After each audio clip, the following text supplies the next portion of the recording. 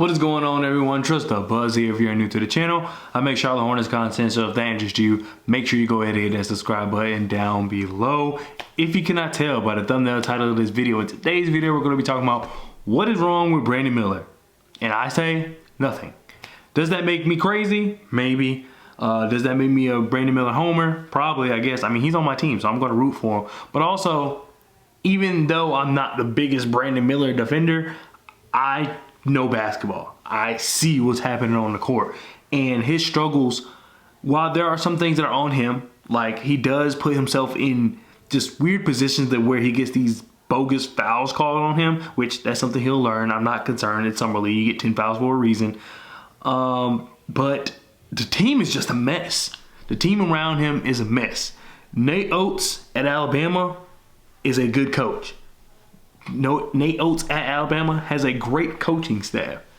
They have a well-oiled machine. That's why people, even though Brandon Miller's gone, Noah Clowney is gone, people still project Alabama to be a really good basketball team this year. Why is that? Is because Nate Oates. Is because just the structure they have in place. This summer league roster, and even I can even to an extent say our main roster, does not have a structure in place. There's no reason for one Brandon Miller to be playing a 4. He's not a 4. I think for a long time I thought he was a 4, but the more I watched him, he's just a 3 right now. I think he's more of a 3, go down to a 4, but the 4 is not him right now. And a lot of that is because of the players they have around him, not necessarily him being at the 4. Him being at the 4, it's not that really the problem. It's just that there is no point guard on this roster. The first 3, you got the summer league point guard, summer league shooting guard, and a summer league small forward, all shooting guards. Bryce McGowan is more of a shooting guard. That's just so happy to play. He's a wing in general, so he can play the 3. Nick Smith Jr. is a wing he is a shooting guard. He is not a point guard. He can play point guard on possessions, but he is not ultimately your point guard, and that's exactly what they have him playing at. James Bouknight is not a point guard. They've tried that last year. It didn't work. He's more of a shooting guard. He needs to be a little more ball dominant. Well, he is rather. He is a little more ball dominant, but that does not make him a point guard. He is a shooting guard.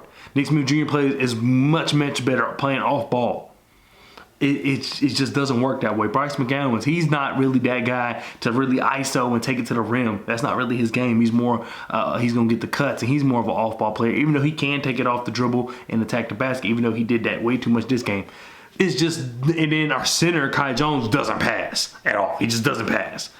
So our best playmaker is Brandon Miller, who also on this roster is the best pure shooter. And the team is just not set up that way. The team is not ran that way. There were no actions ran for him. I'm seeing guys I've never even heard of, and I'm very tuned in. I'm not saying I know everybody, but I'm very tuned in into just the growth of other players. So I know a lot of players that some people don't. And that's just because I watch. I love Summer League. I love college basketball.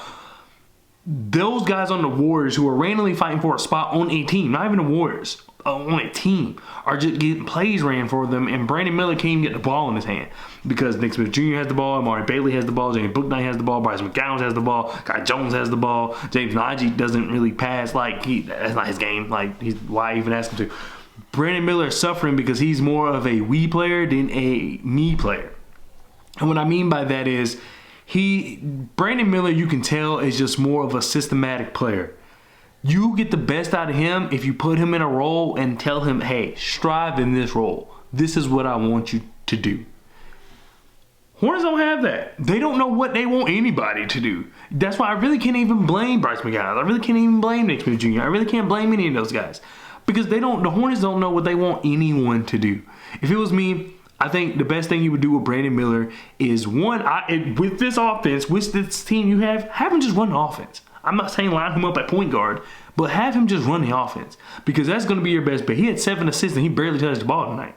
So imagine if he really was having the ball, and a lot of those were in transition. So imagine if he really was running this offense. The man would have probably had like 13 assists the way he was passing the ball out there. So think of that. He was getting doubled. No one was getting open. No one was even trying to get open. And luckily, I think one possession he was able to go up and under and finish. But it's just, in reality, he is being sabotaged. The guy who, this is the thing, when I'm looking at Summer League, I'm not looking for you to improve on when I did my scouting report.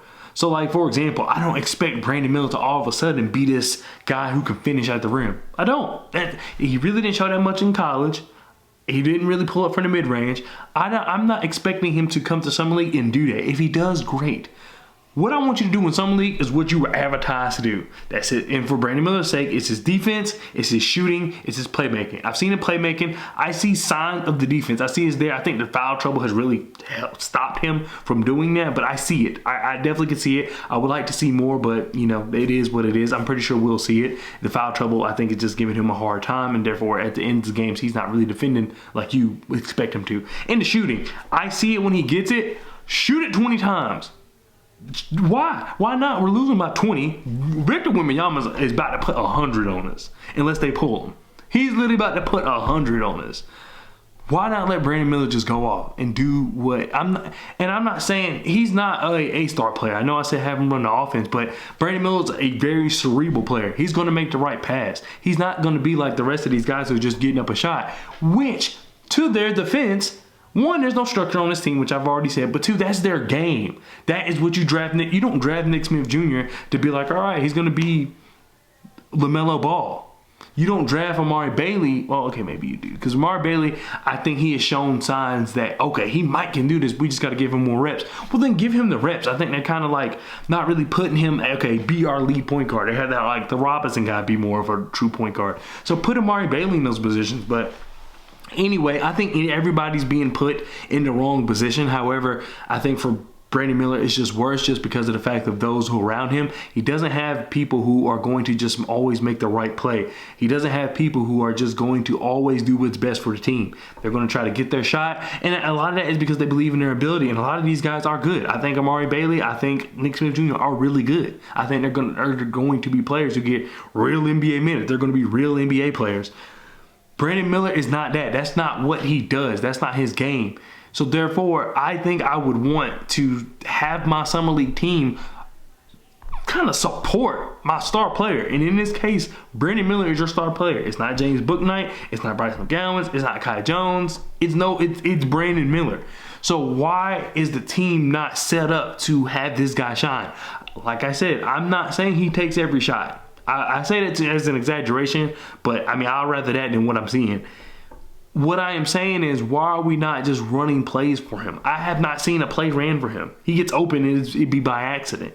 Just because they ask him, hey, set a screen for this guy, go off into the corner, sit into the corner, let Nick Smith Jr. ISO, sit in the corner, and then we'll run pick and roll with James Najee and Amari Bailey, but Amari Bailey's not going to be able to see you in the corner. Or, for some reason, we put you in the right corner, and Amari Bailey goes, and we set up the screen to the left. Now you're all the way on across the other side of the court, which, even if Amari Bailey was the best passer in the world, that's not an easy pass. So there's just a lot of things I'm not seeing, and it's just small stuff like that. I'm not saying have Brandon Miller ISO at the top of the key every possession, but there's small little things you can do. Incorporate more pick and pops. I've seen him pick and pop, but it's not a real pick and pop. It's just kind of him. I think he sets the screen. I think he's a pretty good screen setter, and he pops, but it's not like a hard pop. It's just he softly goes out into the perimeter, and that's because the ball handler really hasn't moved. So it's just a lot of things that I see that Brandon Miller is just not getting the nurturing he needs. The thing is, you already put a lot of pressure on the guy drafted him second overall over Scoot Henderson. I don't think the pressure phases him. I wish I could remember who made the tweet on Twitter, but they were saying that I like Brandon Miller's game because he doesn't seem phased. And I retweeted it because Brandon Miller plays every possession like it's a brand new basketball game, which is something this team needs, because we've seen that, like, you know, the actual team, if they play bad, it seeps, and they just start playing worse and worse and worse. So I think we need someone like Brandon Miller who that last play is not going to affect him at all. And I don't think it has. I think he comes in and I think he does what he has to do. Like, I think when he got that and one, you could tell like he was just rejuvenated. You could tell that, all right, like he just needed to see it go in. And I think he hit his next shot, which was the three in the right corner, or kind of in the corner. So I just think this team is just not doing what they need to do to set any of these guys up. I know this video has been about Brandon Miller. But I think they're not doing their due diligence on anybody. I don't think they're doing anyone any favors by the way they're running this Summer League team. yes, some blame is put on Brandon Miller because, yes, you got to get the ball. I would say that about anybody. Some blame is put on the lack of point guard. Some blame is put on the other players. But I think as a coaching staff, as an organization, you have to get these guys prepared. And the reason it's so easy to put the blame on the Charlotte Hornets as an organization is because we never, ever seem prepared for Summer League. Ever. So that is my point. We just never seem prepared for Summer League. And this year, I think, is the worst. I think in previous years we seem, you know, a little better, a little X's and O's, but it was like, we don't really have the talent. These guys aren't as good as we thought, or whatever. Or they do too many North Carolina guys they're trying to bring in. This time, we're just coached horribly. We should have the best Summer League team by miles. We have 2 to 5 guys who more than likely will get some type of NBA run this year. At some kind. I'm not saying it'll be starters. I'm not saying it'll be 6 men, but I'm saying of some kind. We got Brandon Miller, Bryce McGowan, James Bouknight, Kai Jones, and Nick Smith Jr. All those guys I expect to play some type of NBA minutes at some point this season. In significant minutes. Not just 2 minutes here, 3 minutes there. I think they'll get some actual run. Kai and James Bouknight specifically because this is your 3rd year and they got to see what they got. Brandon Miller and Nick Smith Jr., y'all are the guys. Like, y'all are the new class. I think Nick Smith Jr., he's playing himself into probably being a key part of this team, especially if they don't replace Kelly Oubre, and I think they're kind of cheaping out on point guard, but we'll see. Why? Well, it just doesn't make sense that this team is that bad. We can't play defense. We can't do anything. And like I said, it comes down to just the teams not being prepared, and it's making your second pick look freaking terrible because y'all don't want to just help him in any way. Y'all are not doing him any favors. But anyway, enough of this rant. Like I said, I'm not opposed to taking some blame off Brandon Miller. I'm not opposed to taking some blame off the players, but geez, man, like, I'm watching the game, and like I said, I'm not the world's biggest Brandon Miller defender. I'm not. Y'all all know I wanted Scoot. But that does, I mean, I'm not saying, that doesn't really even apply here, but all I'm just saying is I see what's on the court. And I'm not going to be biased and be like, well, we should have got Scoot. No, I'm seeing what's happening to him. And the team is just not doing him any favors. So whether you wanted Scoot or not, you can watch this game and see that they're not helping Brandon Miller at all. But anyway, let me know what you think down in the comment section below. I know there's going to be some people that say, no, this Brandon Miller just sucks, and that's whatever. Like I said, I am not the world's biggest Brandon Miller defender, but 1, he's on my team. 2, I actually like the guy. Like, I think he will be a good player. I said that time and time again, even though I have my preference. But 3, I can watch basketball objectively without my own biases and see that he's just not getting the nurturing he deserves as the 2nd overall pick. They're not doing him any favors, and I think it's hurting him. Hopefully it doesn't hurt his confidence. I can tell, like I said, I don't think he's phased too much. I don't think it will.